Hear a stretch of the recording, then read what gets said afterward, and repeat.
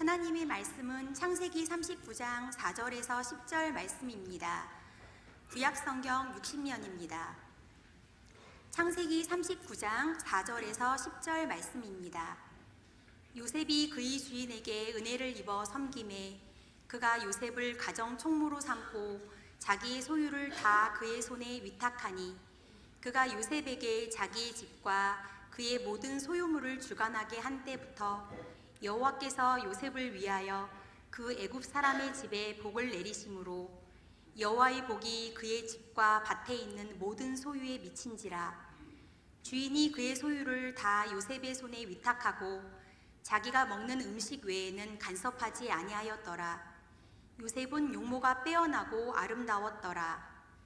그 후에 그의 주인의 아내가 요셉에게 눈짓하다가 동침하기를 청하니 요셉이 거절하며 자기 주인의 아내에게 이르되 내 주인이 집안의 모든 소유를 간섭하지 아니하고 다 내 손에 위탁하였으니 이 집에는 나보다 큰 이가 없으며 주인이 아무것도 내게 금하지 아니하였어도 금한 것은 당신뿐이니 당신은 그의 아내임이라.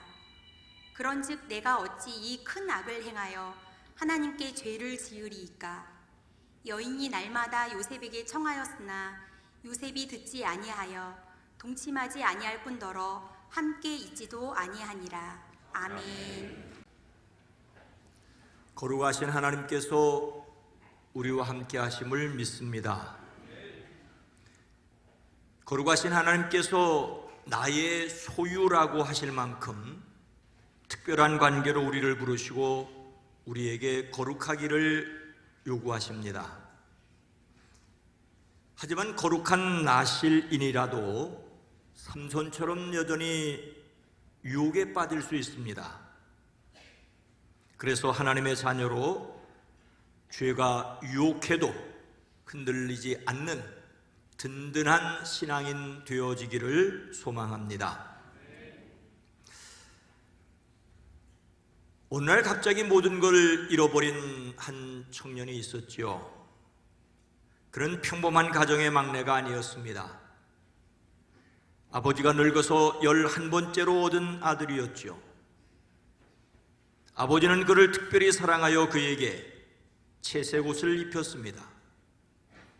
그 옷은 단순히 예쁜 옷이 아니었습니다. 너는 내게 특별한 아들이라는 아버지의 마음을 담은 옷이었습니다. 형들의 눈에는 아버지가 너를 후계자처럼 대한다는 표시처럼 보였습니다. 만약 여러 형들에게 평범한 작업복을 입히고 어린 동생에게만 비싼 맞춤 정장을 입히면 어떻게 되길까요? 형들은 그 옷을 볼 때마다 아버지의 편애를 느낄 것입니다. 아버지의 사랑의 징표가 형제들의 질투의 근거가 되었습니다. 처음에는 그도 몰랐지요. 형들의 눈빛이 왜 그렇게 차가운지, 왜 자기가 나타나면 대화를 멈추는지, 형들이 자신을 피하는지. 시간이 갈수록 형들의 마음속에는 그를 향한 미움이 점점 더 커졌습니다. 게다가 그는 자신의 꿈 이야기까지 하지 않습니까? 형들은 그의 꿈 이야기를 듣고 그에게 노골적으로 분노했습니다. 그는 형들에게 엄청나게 미움받는 동생이 되었습니다. 그러던 어느 날 아버지가 그를 부르지요. 내 형들이 양을 치고 있는데 가서 잘 있는지 보고 오너라. 아들이 아버지의 심부름을 가는 평범한 하루였습니다. 그러나 그의 인생을 완전히 바꾸는 날이 되었습니다. 형들은 멀리서 그가 오는 모습을 보았지요. 채색 옷 입은 동생의 모습이 보이자 형들의 분노가 다시 끌어올랐습니다. 그들은 서로 말합니다.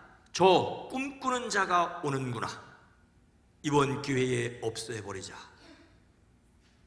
그는 형들에게 반갑게 인사할 생각이었겠지만 형들은 그에게서 채색옷을 벗겨버리고 깊은 구덩이에 던져 넣었습니다. 차가운 구덩이 바닥에 떨어진 그는 믿을 수 없었습니다. 형님들 왜 이러십니까? 그가 형들에게 살려달라고 간청했지만 형들은 그의 간청을 외면했습니다. 그의 간청을 들으면서도 형들은 태연히 앉아 음식을 먹었습니다. 그때 낙타 행렬이 지나갔습니다. 형들은 서로 의논하죠. 죽이는 것보다는 파는 것이 낫겠다. 죽이는 것보다는 파는 것이 낫겠다. 그렇게 그는 아주 먼 곳으로 팔려갔습니다. 오늘 말씀은 형들의 미움을 받고 애굽의 노예로 팔려온 요셉의 이야기입니다. 오늘 말씀에서 그리스도인의 거룩함을 유지하기 위하여 죄의 유혹에 빠지지 않기 위해 해야 할 일을 배우게 됩니다. 하나님께서 모든 걸 주관하심을 믿어야 합니다.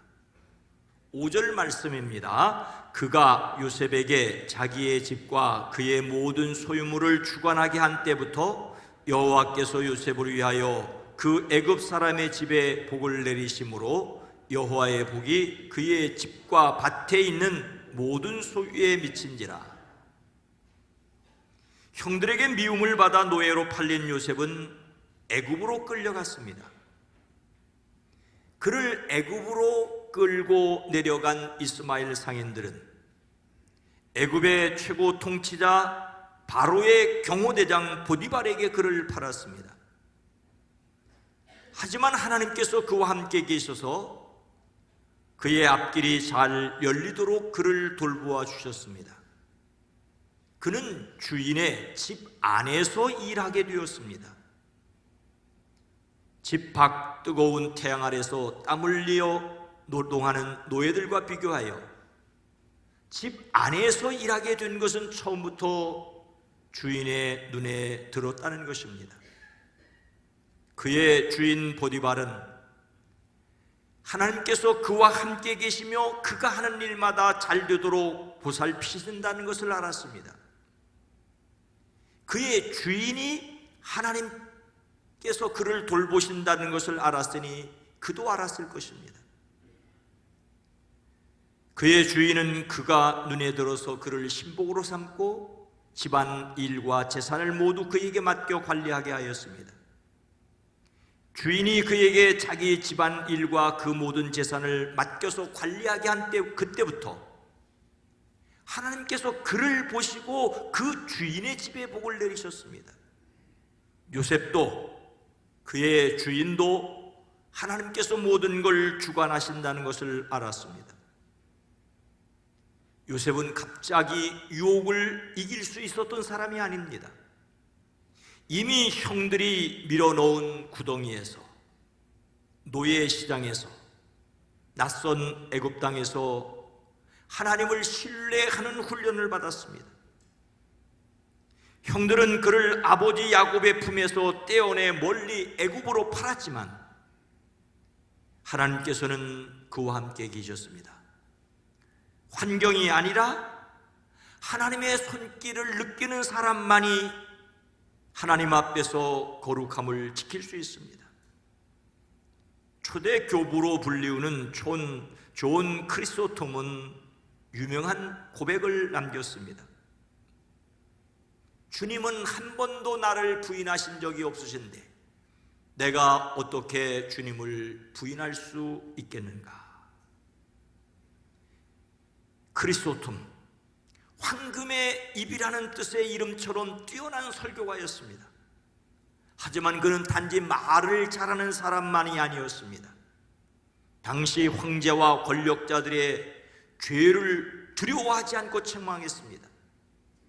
특히 사치와 탐욕, 가난한 자들을 외면하는 죄를 강하게 비판했습니다. 당시 왕후 아엘리아 에우독시아의 허영과 사치를 공개적으로 지적했습니다. 아르카디우스 황제는 그를 유배형에 처합니다. 그는 험한 산길과 추운 길로 끌려다녔습니다. 비를 맞고 눈길을 걷고 제대로 먹지도 쉬지도 못하였습니다. 오히려 그를 끌고 가던 사람들이 말합니다. 조금만 타협하십시오. 한마디만 굽히면 편히 사실 수 있습니다.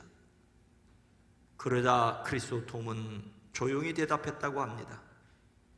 주님은 한 번도 나를 부인하신 적이 없는데 내가 어떻게 주님을 모른다고 할 수가 있겠는가? 끝내 그는 먼 유백지로 가던 길에 쓰러졌습니다. 죽음을 앞두고 그가 마지막으로 이렇게 말했다고 전합니다. 모든 일로 하나님께 영광을, 모든 일로 하나님께 영광을. 그리고 조용히 숨을 거두었습니다. 교회는 그를 진리를 위해 믿음을 지킨 사람으로 기억합니다. 이 크리스토톰의 이야기는 오늘 말씀에서 요셉은 하나님께서 여전히 우리와 함께 하시는데 우리가 얼마나 하나님 편에 서 있는가를 묻게 합니다.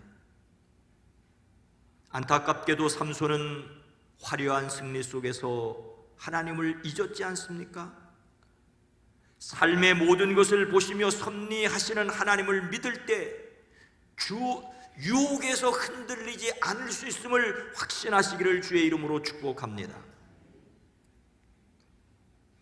거룩함을 유지하기 위해 우리가 해야 할 일은 또 무엇입니까? 두 번째로 신뢰 저버림을 하나님께 죄로 알아야 합니다. 9절 말씀입니다. 이 집에는 나보다 큰 이가 없으며 주인이 아무것도 내게 금하지 아니하였어도 금한 것은 당신뿐이니 당신은 그의 아내임이라. 그런즉 내가 어찌 이 큰 악을 행하여 하나님께 죄를 지으리까? 무엇 때문인지 보디발은 처음부터 요셉을 집 안에서 일하는 노예로 배정했습니다. 그가 일하는 걸 관찰하던 보디발은 그가 남다르다는 것을 깨달았습니다. 주인은 처음부터 집안 전체를 맡기지 않았습니다. 아마도 작은 일부터 맡겼을 것입니다. 창고 정리, 가축 관리, 심부름, 회계 관리 같은 일을 차례로 시켰을 것입니다. 보디발은 최고 통치자 바로의 경호를 책임지고 있는 경험 많은 관리였습니다. 그는 애굽 사람이었고 이스라엘의 하나님을 알지 못하였을 것입니다. 그런데 요셉의 삶에 드러난 그의 성실함을 보았고 그에게서 그가 믿는 하나님을 보았습니다.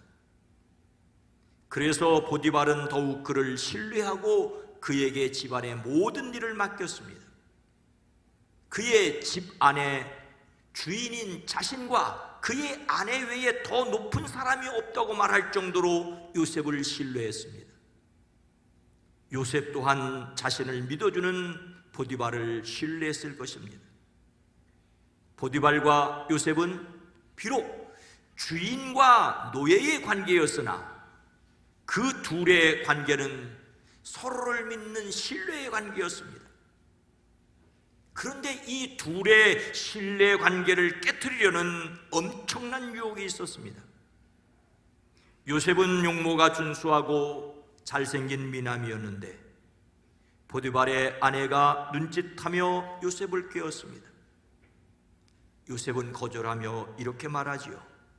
주인께서는 모든 것을 나에게 맡겨 관리하게 하시고는 집안 일에는 아무 간섭도 하지 않으십니다.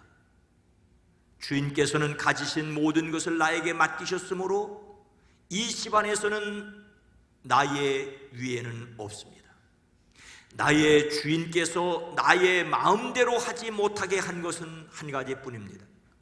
그것은 마님입니다. 마님은 주인 어른의 부인이시기 때문입니다. 그런데 내가 어찌 이런 나쁜 일을 저질러 하나님을 거역하는 죄를 지을 수 있겠습니까? 요셉은 먼저 주인 보디발의 신뢰를 언급하였습니다. 주인께서 집안의 모든 것을 내 손에 맡기셨습니다. 그리고 주인이 금지한 명령을 이야기하지요. 주인이 금지한 것은 당신뿐입니다. 요셉은 주인의 신뢰를 저버릴 수 없다고 하였습니다.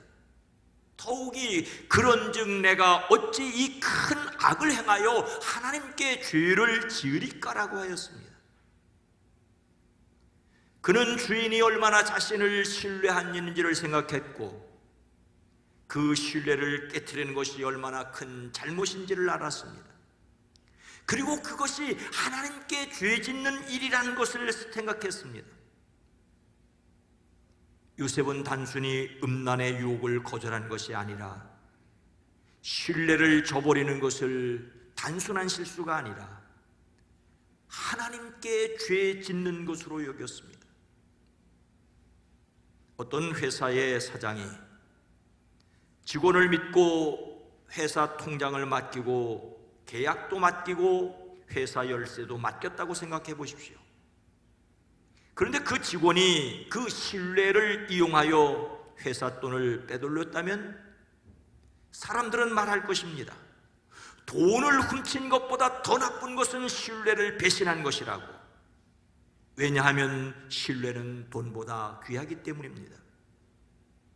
포디발은 요셉을 믿었고 그에게 재산을 맡겼고 요셉은 그 신뢰를 지키는 것을 자신의 책임으로 여겼습니다.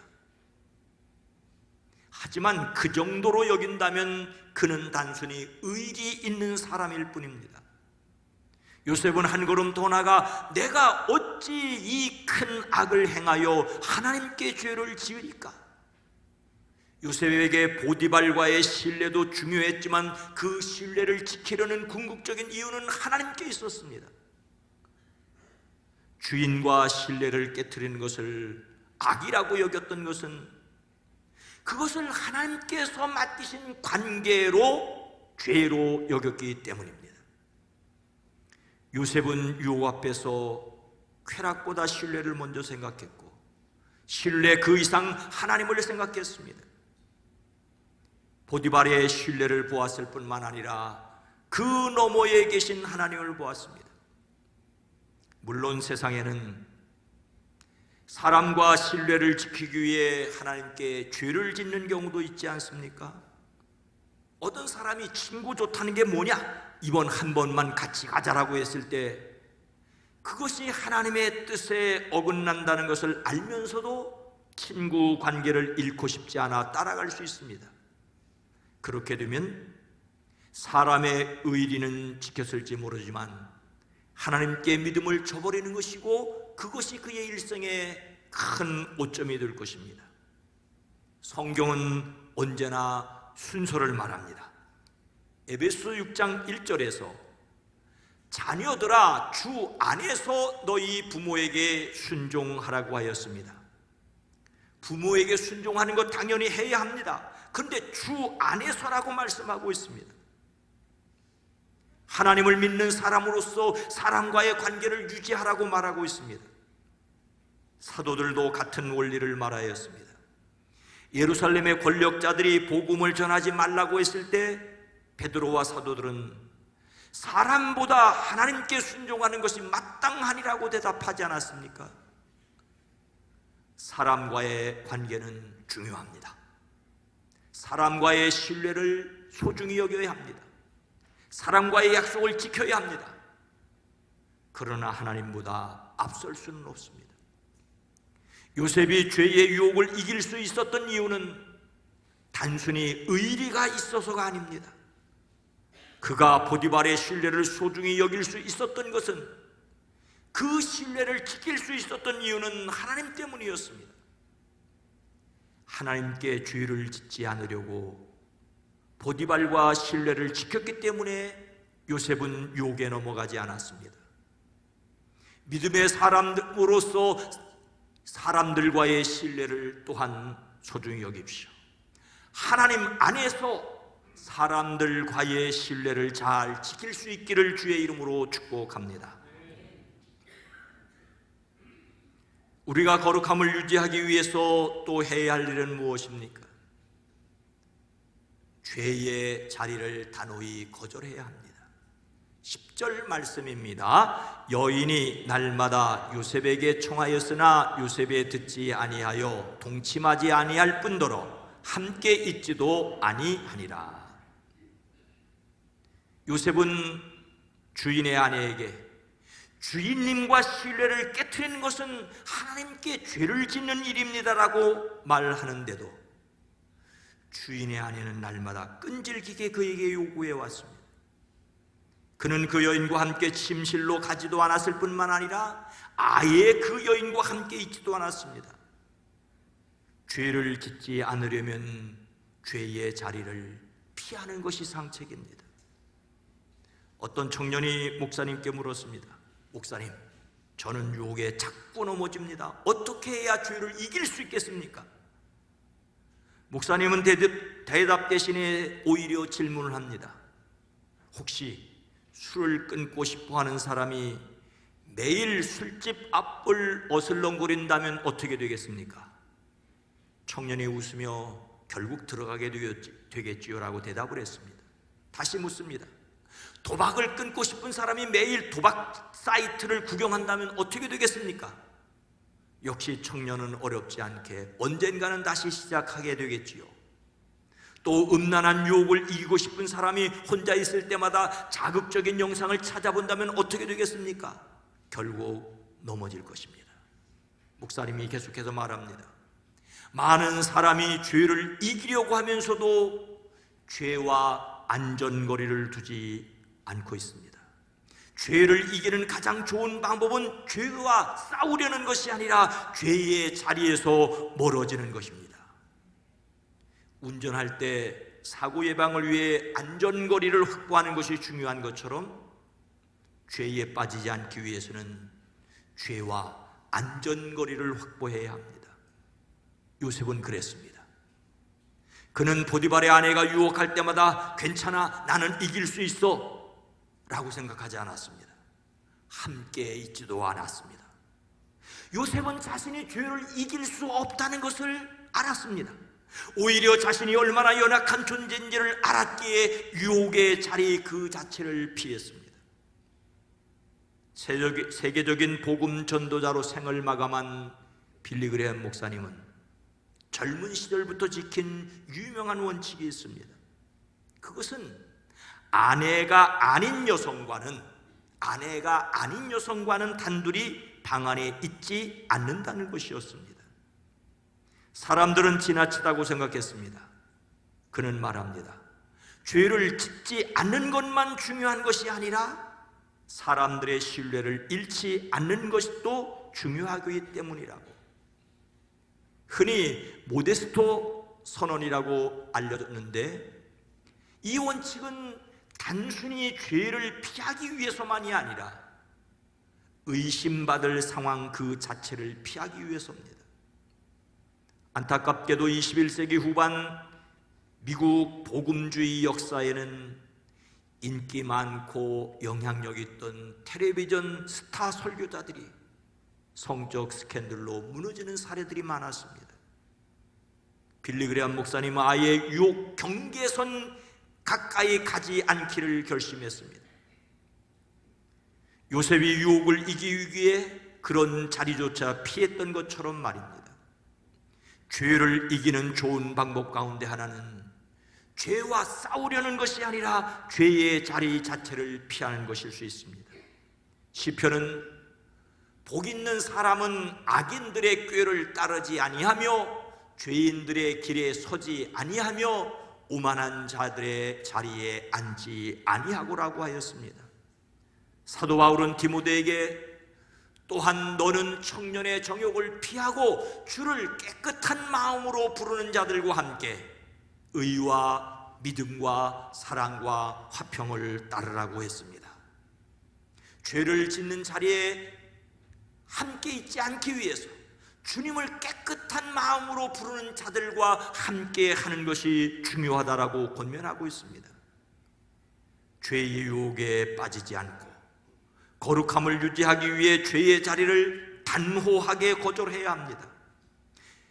삼손은 딥나의 블레셋 아가씨를 찾아갔었고 가사의 기생집에 들어갔었고 결국 드릴라의 무릎을 베고 잠들었다가 머리카락이 잘리고 두 눈이 뽑혔습니다. 우리는 삼손의 실수를 기억해야 합니다. 아예 죄 짓는 자리를 멀리하는, 죄와 안전거리를 확보하는 여러분 되어지기를 주의 이름으로 축복합니다. 사랑하는 성도 여러분, 그런데 우리는 요셉의 다음 이야기를 알고 있습니다. 죄 짓는 자리를 피하려 하지만 어쩔 수 없는 경우가 있습니다. 요셉은 맡은 일 때문에 집 안으로 들어가야만 했고, 그때 유혹을 뿌리치다 유혹하는 자의 손에 그의 겉옷을 버려두고 도망을 쳐야 했습니다. 그런데 보디발의 아내는 자기 남편 보디발에게 이렇게 말합니다. 당신이 우리에게 데려온 히브리 종이 나를 희롱하려고 내게로 들어왔으므로 내가 소리 질러 불렀더니 그가 그의 옷을 내게 버려두고 밖으로 도망하여 갔나이다. 그래서 그는 결국 감옥에 갇히게 되었습니다. 여기까지만 본다면 이래도 고생 저래도 고생이라면 하나님 믿을 필요가 없다고 할 수가 있습니다. 요셉은 하나님의 아버지의 사랑의 증표인 채색 옷을 형들에게 빼앗겼습니다. 하나님을 믿고 주인과 신뢰를 지키려다 유혹하는 손에 겉옷을 빼앗기고 감옥에 갔습니다. 그는 2번이나 옷을 잃었으나 하나님께서는 그를 잊지 않으셨습니다. 채색 옷을 잃었어도 하나님께서 그와 함께 하셨고, 겉옷을 버리고 도망쳤어도 하나님께서 그와 함께 계셨습니다. 결국 하나님께서 그에게 애굽 총리의 세마포 옷을 입혀주셨습니다. 하나님을 믿기에 고난이 있어도 거룩함을 지키도록, 그래서 유혹을 물리칠 수 있는 저와 여러분 모두가 되어지기를 주의 이름으로 축원합니다. 거룩하신 하나님, 자비로우신 주여, 우리로 죄와 안전거리를 확보하게 하옵소서. 우리의 삶의 자리가 그러하지 못하다 할지라도 우리로 하나님 안에 있는 인생을 기억하게 하옵소서. 옳은 일을 하다가 하나님의 이름 때문에 애매하게 모함을 받는 일이 행여 있다 할지라도 낙심하고 좌절하지 않게 하옵소서. 마침내 하나님께서 옳다고 인정하심을 믿기에 담대할 수 있는 우리 모두가 되어지게 하옵소서. 그리스도이신 예수님의 이름으로 간절히 기도드리옵나이다. 아멘.